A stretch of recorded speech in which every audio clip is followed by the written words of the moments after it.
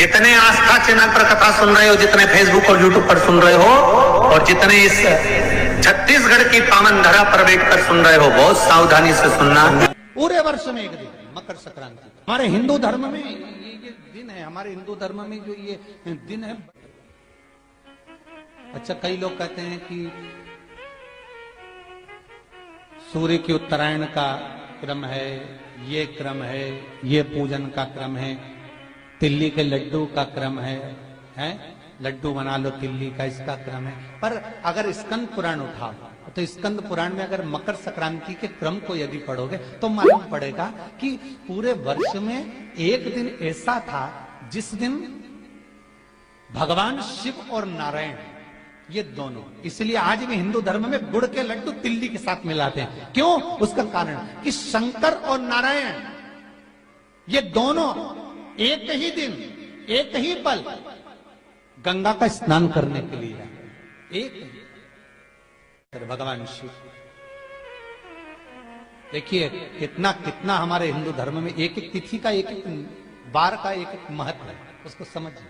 पूरे वर्ष में एक दिन ऐसा आता है, मकर राशि में सूर्य प्रवेश करता है तो उसे मकर संक्रांति कहते हैं हिंदू धर्म में जो ये दिन है। अच्छा कई लोग कहते हैं कि सूर्य की उत्तरायण का क्रम है, ये क्रम है, ये पूजन का क्रम है, तिल्ली के लड्डू का क्रम है, लड्डू बना लो तिल्ली का, इसका क्रम है। पर अगर स्कंद पुराण उठाओ तो स्कंद पुराण में अगर मकर संक्रांति के क्रम को यदि पढ़ोगे तो मालूम पड़ेगा कि पूरे वर्ष में एक दिन ऐसा था जिस दिन भगवान शिव और नारायण ये दोनों, इसलिए आज भी हिंदू धर्म में गुड़ के लड्डू तिल्ली के साथ मिलाते हैं। क्यों? उसका कारण कि शंकर और नारायण ये दोनों एक ही दिन एक ही पल गंगा का स्नान करने के लिए एक माता लक्ष्मी भगवान नारायण और भगवान शिव को स्नान के लिए गुप्त रूप से झांकती है। तो भगवान विष्णु ने तिरछी दृष्टि में माता लक्ष्मी को देखा, तो माता लक्ष्मी को देखकर भगवान विष्णु शिव जी को देखे तो शंकर भगवान ने कहा, नारायण हमने देख लिया महारानी लक्ष्मी झांक रही है, हमने वर दे दिया कि लक्ष्मी का एक नाम गुप्त लक्ष्मी रहेगा। और आज मकर संक्रांति के दिन नारायण और शिव का दर्शन इस लक्ष्मी ने करा है। पर जो गुप्त लक्ष्मी का दान दे देगा उसके घर में कभी कोई बड़ी बीमारी प्रवेश नहीं करेगी।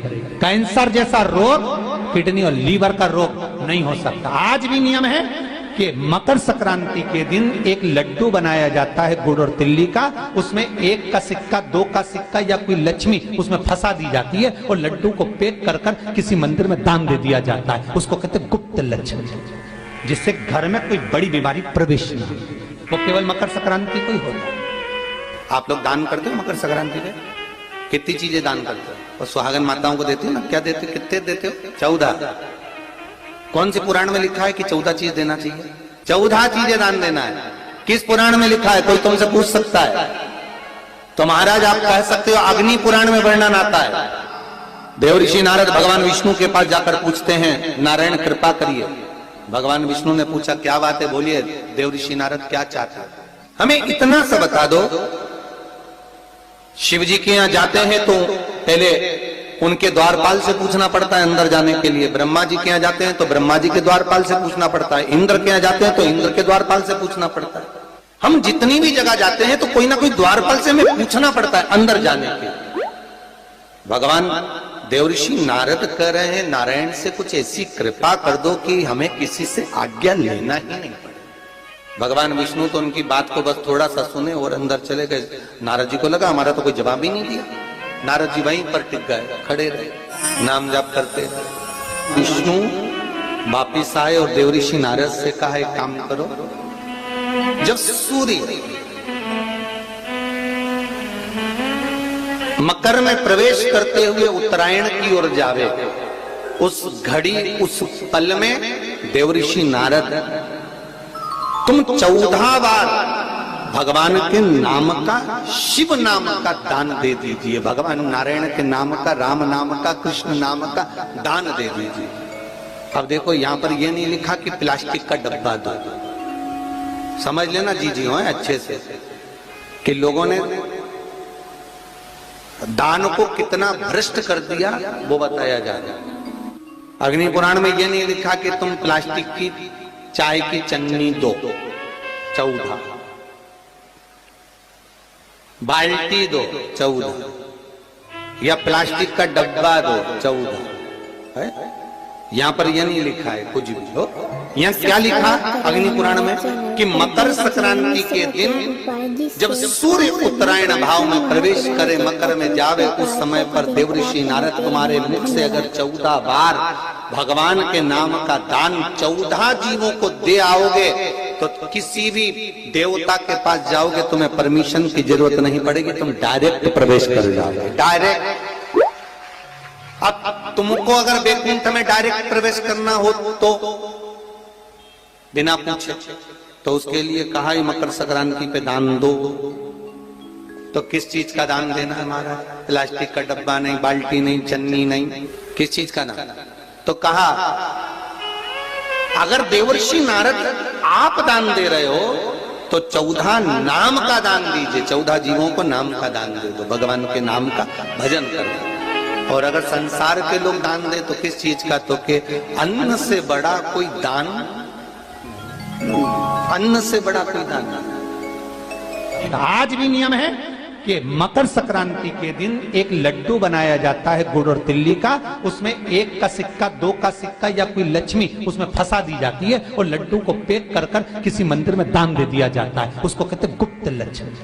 पर जो गुप्त लक्ष्मी का दान दे देगा उसके घर में कभी कोई बड़ी बीमारी प्रवेश नहीं करेगी। कैंसर जैसा रोग, किडनी और लीवर का रोग नहीं। आज भी नियम है कि मकर संक्रांति के दिन एक लड्डू बनाया जाता है गुड़ और तिल्ली का, उसमें 1 का सिक्का, 2 का सिक्का या कोई लक्ष्मी उसमें फंसा दी जाती है और लड्डू को पैक कर कर किसी मंदिर में दान दे दिया जाता है। उसको कहते हैं गुप्त लक्ष्मी, जिससे घर में कोई बड़ी बीमारी प्रवेश नहीं हो।